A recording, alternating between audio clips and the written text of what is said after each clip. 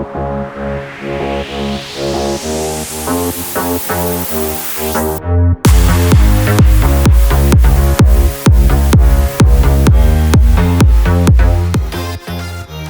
me invite Edouard Beauvois from AiVidens and Frédéric from PwC to talk about cash flow forecasting. Yeah, that's exactly right. So, good evening, everyone. So before we start, Frédéric, who are you? Thank you, Edouard. So hello, Frédéric. So I'm a partner at PwC, leading finance transformation practice and dealing with many clients, many operational companies, but also some banks. And very happy to be with you today. Thank you. And so as far as I'm concerned, so I'm Edouard, and I'm one of the founders of AiVidens. And just because you probably don't know AiVidens yet, in 2 words, actually, we have built a SaaS solution that helps companies improve their cash forecast using artificial intelligence. But of course, we do many other things. Among others, we do help them predict some of their risks as well. So, yep, there we are. So we are here indeed to talk about how artificial intelligence can improve working capital. So, thank you, Edouard. So, the key objective for sure when we look to the CFO transformation journey today and also the treasury transformation, we can see many obvious areas for improvement and also for transformation, because for sure the growth is always sustained by innovation, and innovation is sustained by cash.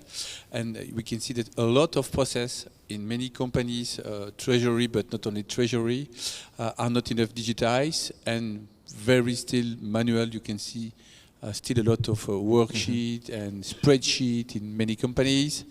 And the business, when it's still very manual and very heavy, it's quite also difficult to attract talent, because everyone here is really facing talent war everywhere, finance, consulting, banks. We are all facing the same problem.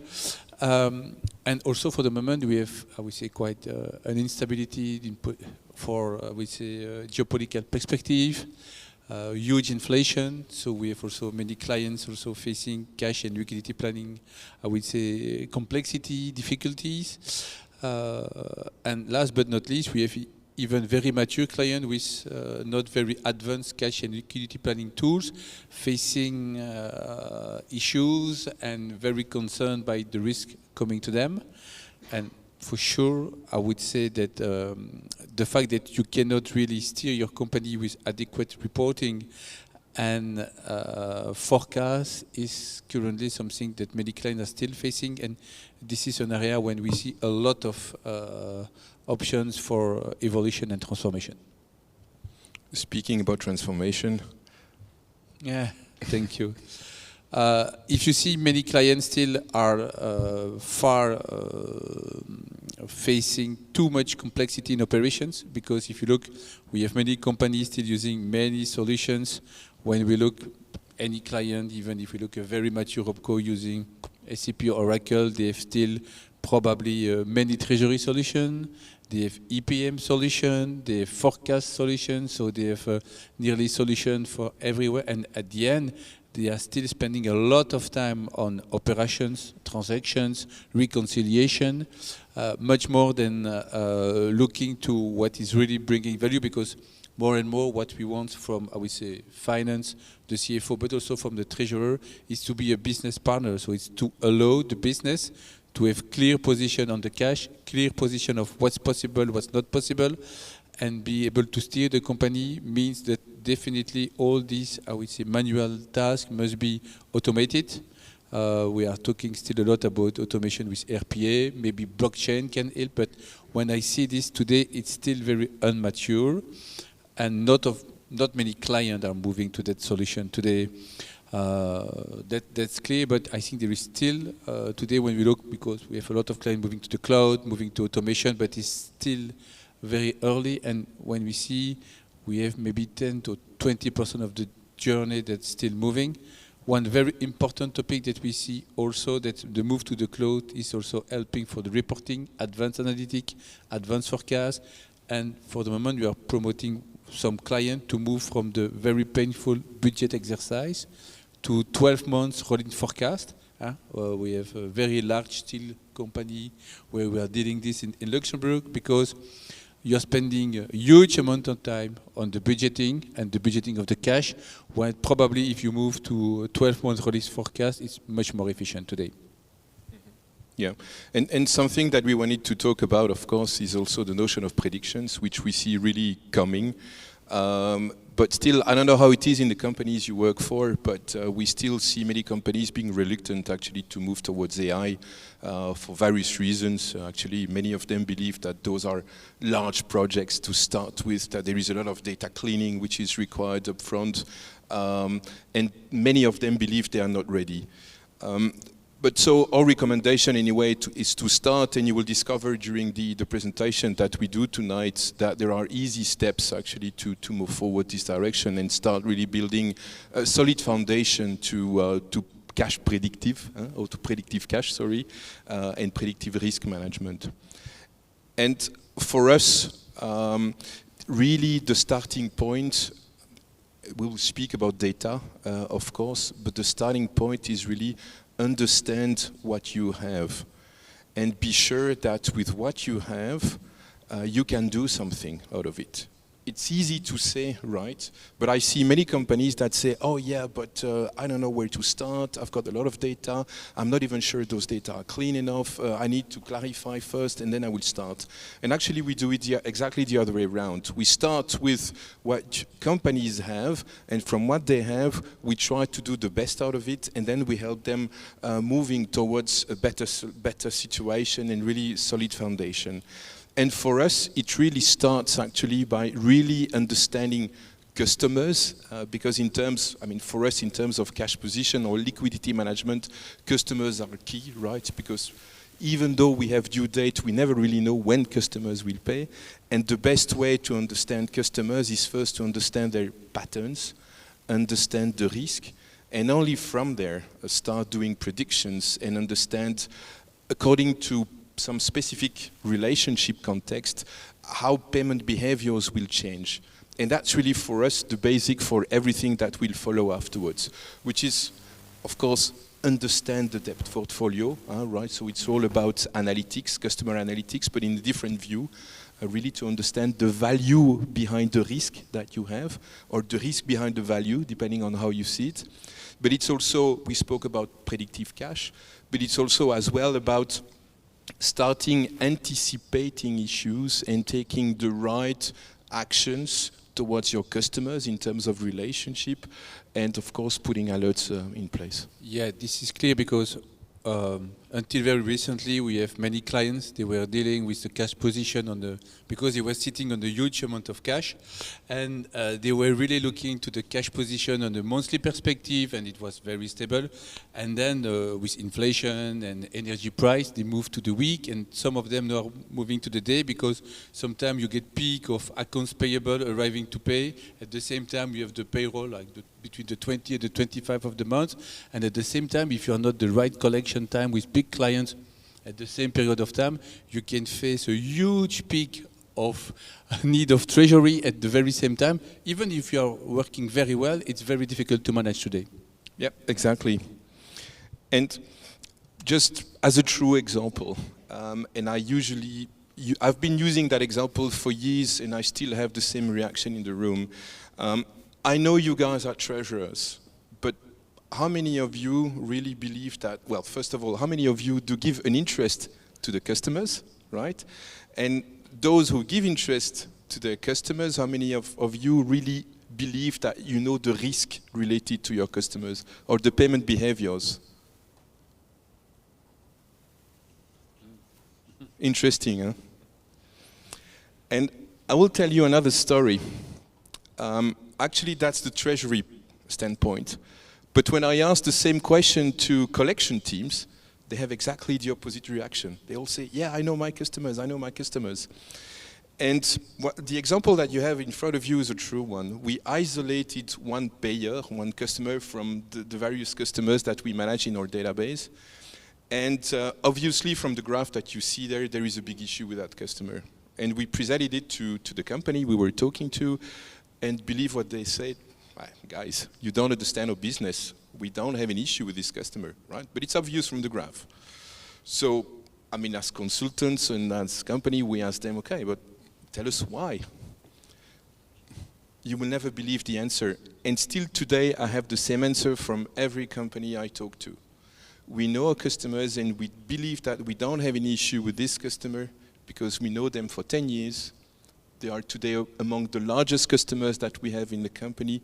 Yes, we have some payment issues, but you know, we trust them. We hear it so often. So what we want to do is to really remove any, what we call cognitive biases, right? And by the way, believe me or not, but what happened with that customer, that payer, they went bankruptcy a few months afterwards. So that's why today and that's one of the strengths of AI, we actually focus on various KPIs, various dimensions, but just here for the sake of the presentation, I would like to focus on two. One is the payment behavior, and payment behavior, understand it as the way you, as a human being, perceive your customers and how you perceive them as how they will pay, right? And risk, of course, means, well, will I have a risk tomorrow that they will not pay me? And actually, when you look at it from a pure segmentation or an AI point of view, that customer or that company was perfectly right. Over the time, it's true, they were good payers, they are bad payers, but on average, they were average. But they never thought about the risk related to that customer. So that's important. Now, which means, and again, here I talk about collection management, but I could talk about customers and talk about cash. What is really important is before, in a traditional way, we were using the data as they were. So for pure liquidity management, we were using the due date, and again, simplify to an extreme, that was it, right? And plus a rule of thumb, and we were doing the liquidity forecast that way. My apologies, I'm simplifying to an extreme, but I guess I'm not too far from reality. What we do today, right, we take it exactly the other way around. We take it from the data. We use 3 to 5 years of historical data from within the company and outside, and we apply some algorithm, we apply some analytics on top of that, and based on that, we are capable of identifying payment patterns, predictive payment date, what we call classes or segments of payments, right? And based on that as well, we can start making simulations. What if? What is my cash becoming if my risk is increasing, decreasing, etc.? And that's where it becomes really interesting. But speaking about that, I think we should speak about use cases and some companies that have applied those methodology. And we would like to speak about two with Frédéric. One is a real estate company. They manage funds, actually, in real estate. So they receive money from investors, they buy buildings or series of buildings, business parks, right? And they manage those business parks for the funds. But they have to report to the funds, to the investors, but they have to report to the authorities. Now, what happened is before, actually, most of their risk management and prediction, well, not prediction, forecast, came from Excel spreadsheets. But during COVID, I don't need to explain you that COVID changed a lot the way we do cash management and the way we deal with customers. They had questions nearly every day from their investors. Where are we? What is the risk related to those customers? Can you please fill in the reports that you normally do on a quarterly basis? Can you do it every week? And they were really overwhelmed by that. So they contacted us, and that's how we started actually working on their data, working on the risk, working on the payment patterns, and really delivering for those funds and those investors standard reports. But beyond that, what was really interesting is that they started really understanding the power of data, that company. And they decided then to even anticipate the requests of their funds. And being then in a position to say, okay, here is my situation today, but now with a what if, with the predictions, here is what it will become. And so, dear funds, if you have to sell your position, here is then the value at which we believe that we could sell your position, because here is what some different scenarios and predictions say about it. So that's one thing. Another example is one of our common customers, a large energy company operating in many countries. What is really interesting with them is that an energy company, well, we don't need to say a lot of cash, right? So why on earth would they be interested into doing predictions? Well, simply because today they operate using shared service centers for their cash. They have an in-house bank. By the way, one of them is, well, they have several in-house banks. One of them is here in Luxembourg. And the different CFOs from the different subsidiaries before, they didn't have the choice. They were to use the internal bank and they were using automatic cash pooling, and that was it. Although they had to pay for the services of the shared service center and also for the internal banks. Now, with a solution and with predictions, what became interesting for those CFOs of the different subsidiaries is that they became, they came to be in a position in which now they can actually compare their forecast with the prediction, and they can say based on the two, okay, and based on the payment patterns of my customers, okay, now I can decide on what I'm going to do. Do I need to finance the delta between the two, partly or fully? Yes, no. And if I do have to finance it, how do I finance it? Am I required to go to my internal bank, or can I ask the services of the shared service center for which I pay to do an extra effort and go to specific customers to improve my situation? And that's exactly why they decided to move this direction. So just another example. And when we are speaking to that very specific sector or client in general, we can see also that if we look at the B2B business for this client, that with the huge increase of the price of energy, electricity and gas, more and more of their clients are asking for longer payment terms, so it's increasing the risk on the treasury. Some clients stop to work, and we can hear many companies, William Saurin or Crystal Dark in France, stopping their business. So because of the price of the energy, so it's also putting them at risk on the cash and liquidity planning. Yeah, yeah, exactly.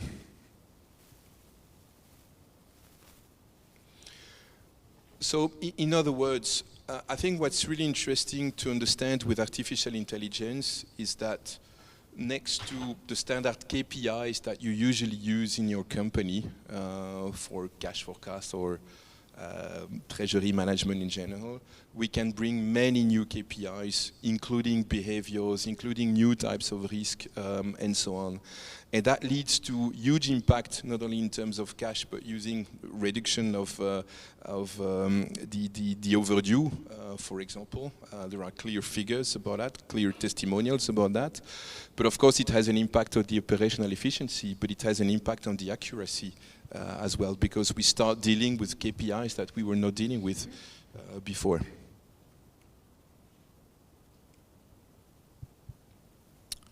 So why are we working together at the end? Huh? Because you know, usually we are a big firm with big project and complex transformation, and here we are discussing about something much more tailored.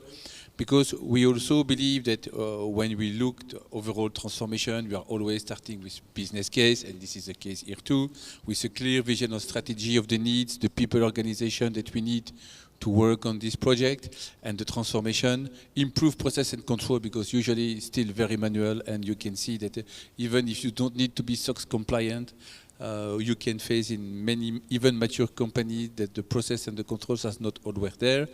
And when we speak again about this big company in France running utilities, they have probably more than 10 systems for treasury. So also harmonization and transformation, probably aiming to have 2 or 3 on a world-wide perspective, even if they are operating 45 countries. It's something really with added value. And when we also see the journey, because today we have still a lot of clients at the transactional organization level, we also need to think the way that they can increase value in the overall organization, because more and more we believe that the transactional must be automated as much as possible, and to move really to the business support and the business really purpose of the finance supporting the business, because more than ever, I think that CEO or CXO in general and board member needs really to be equipped and supported by the finance and the CFO. And here, when we look to the solution developed by Edouard's team and AiVidens in general, we are more on the quick wins because we also believe that we can do everything in the long journey, because usually transformation like this, if you look that French calendar is a 6-year project, you need quick wins. You cannot wait 6 years that you have the overall transformation achieved. So this is why we decided on some opportunities like treasury with AiVidens to implement quick wins, because also today, when the change of economics and inflation, we do believe that having a closer view and management of the working capital is key for many of the companies in Luxembourg, but more globally speaking. And if you allow me, I would like to repeat myself on one topic. Start with what you have and try to understand with what you have, what you can do, and try to get the best out of it and get quickly acquainted with artificial intelligence. Don't be afraid of it. It can be standardized. It doesn't have to be a very specific project to each of you. And you don't need to start with a big data project. Really, trust us on that. We can talk about it after the session. Happy to do that. Thank you very much. Thank you.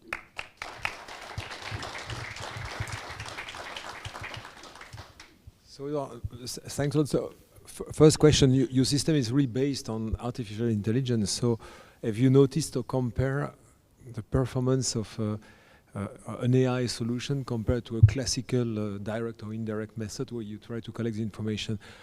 I remember a couple of years ago we had a case study at ESCT of a Swiss company using SAP, and it works quite well. I was surprised. And they claimed that it was better with AI than with manual human intervention. Do you confirm? Well, I cannot say no to that, right? So I have to confirm. No, but are you comparing to? No, but I had. I would like to use the following quote. Yesterday, no, 2 days ago, I was attending another event and I had a question similar to yours, and I would like to use that question. It was about how can AI be more performant than statistics, right? Which is pretty close to your question. And I simply answered, I mean, with statistics, you need to define the parameters. With AI, you don't define the parameters. And that's a huge difference. Because, well, not only then the number of possible scenarios is nearly unlimited, a number of possible combinations that you might exploit using AI is unlimited or nearly, compared to statistics where you need to think about a model before. That's a huge difference. And so yes, it leads to many new open doors. And then the classical question from our members, yeah, okay, but what are we doing when we face a green or a black swan as we did, and suddenly your production is stopped or your supply is, let's say, disrupted? So how could you integrate, or could you integrate rapidly this major shift? Actually, and that's why prediction is key, because indeed you don't reach with the prediction, you never, or close to never reach a point where you have to stop the production of one of your customers because you need to stop the relationship or to stop the delivery to a customer. And that's a huge difference. You can really anticipate. When we present our solution, we usually say that we anticipate payment issues, which leads actually to anticipative actions as well. Whether it's about delivering customer, whether it's about accepting a new order, whether it's accepting a new invoice, or whether it's about the payment of an invoice. There are many new ways of dealing with a customer thanks to predictions. And if I'm correct, Quentin brought a case study, a 2-pager, so for some people who want to know better about case studies and what was achieved, so feel free to read the PwC paper. But thanks a lot. I don't know if you have any further question from the floor. Veronica.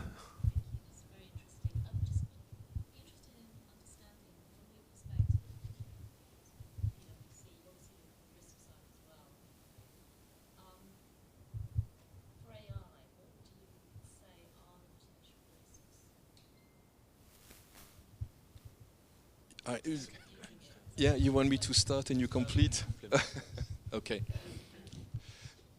The biggest risk with AI is, well, there are two. The first one is to never start a project because you started from the wrong starting point, which is the data, and first trying or believing that you need to optimize your data first, right? And second is to be lost in a data project because you need actually to understand, and that's why I always say start with what you have and understand what you can get from what you have, and then define the next step, which is understand the additional benefit that you may have with the additional cost of optimizing the data afterwards. You follow me on that? That's critical because we have seen many companies that believe that they had to start a big data project. And I can tell you with AI, if you want to be extremely focused and extremely detailed or accurate, you will need a huge amount of data, super clean, which you maybe don't have. But in the end, the question is whether or not you want to reach that accuracy from the beginning, right? So always try to understand, the Pareto rule, where you want to be with the level of accuracy and what it leads to. Example for the cash forecast, right? Or even for the cash collection. Do you need to precisely know the date at which a customer will pay according to a relationship context, right? In the context of AI? Or do you want to understand periods in which customer might pay, right? Periods of 1 week or 2 weeks, right? So I'm not talking about 3 months. And I tell you, the amount of data that is needed to reach one or the other one is huge. So don't be lost in your data project. That's the highest risk, one of the two highest risks that I would see. No further comment? Okay, so thanks a lot for this presentation, and I do propose to move to the last part of our evening. Thank you. Thanks a lot. Thank you.